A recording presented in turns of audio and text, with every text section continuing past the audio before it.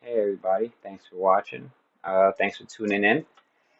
I was reading a story here about new law in Long Island where individuals that seriously annoy police, or cops, law enforcement, however you want to put it, can be fined up to 50K.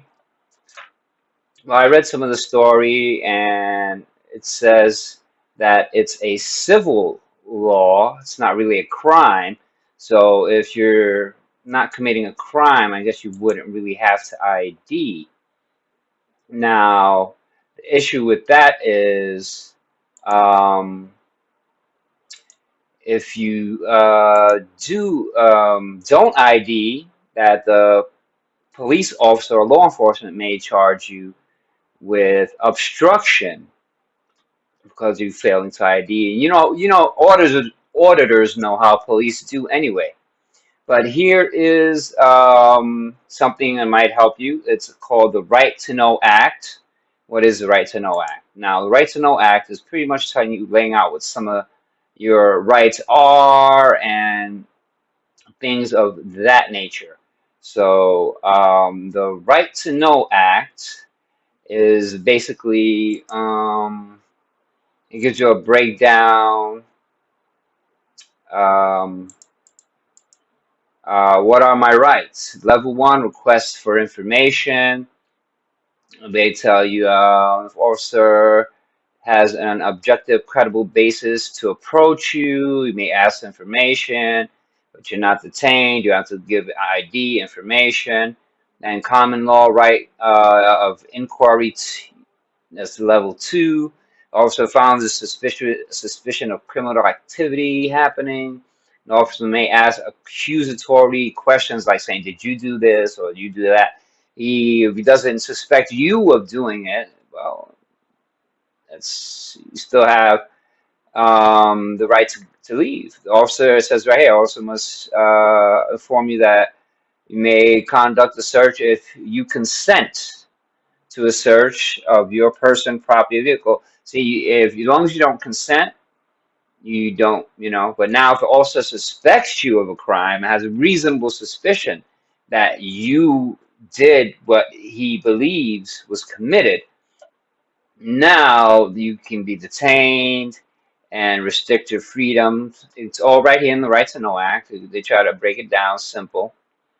And well, you do have a right. This explains right here. Officers must identify themselves, explain the encounter. Now, if officers don't tell you why you're being detained, that's a dirty cop. Because they don't have reasonable suspicion, things like that, and they don't want to even adhere to policy. And policy says here that they have to explain to you um, why you're being detained. Now, now it says here your movement maybe is restricted, and which the officer only search you, which is a pat down. Your property, your vehicle, home is consented to be searched. Yada yada yada. Officer still can't even search you without uh without a warrant, basically, because that's what the Constitution says. And you have to have I think probable cause for a search. This is dealing with reasonable suspicion. Now, reasonable suspicion, probable cause are two different things, and allow officers to get different rights, as they would say. And if they suspect you have probable cause, now that's gives them right for a search. Now, the Right to Know Act, I put in a link in the description down below. And I also put more, yeah, the Right to Know Act. I put that information in the link. And any other, I think that's the only link I have to put up, and that's about it. I just wanted to explain that.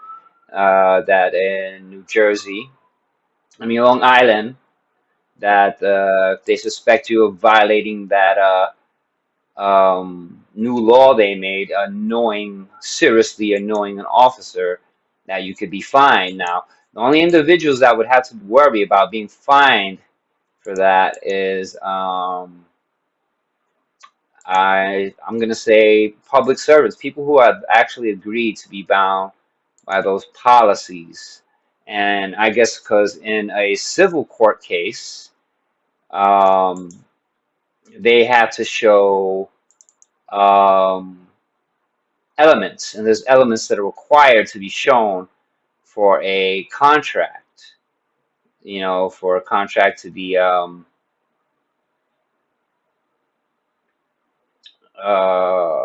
charged under that, and those elements would be mutual assessment, expressed by a valid offer and acceptance, adequate consideration, and capacity. Those are the four elements. If any one of those four elements are missing out of the, say, the civil charge, then they have no civil agreement with you. You know, civil has to do with legal, not criminal. So I put the link to where I got the civil information. It's from Cornell Law, edu, but that's not how the link goes. It's the law.cornell. That's where I get a lot of my case law and use things I use when I'm fighting a case pro se. So I'm going to try to educate people and give people information on educating themselves. It's time for people to educate themselves and learn, you know, learn the law.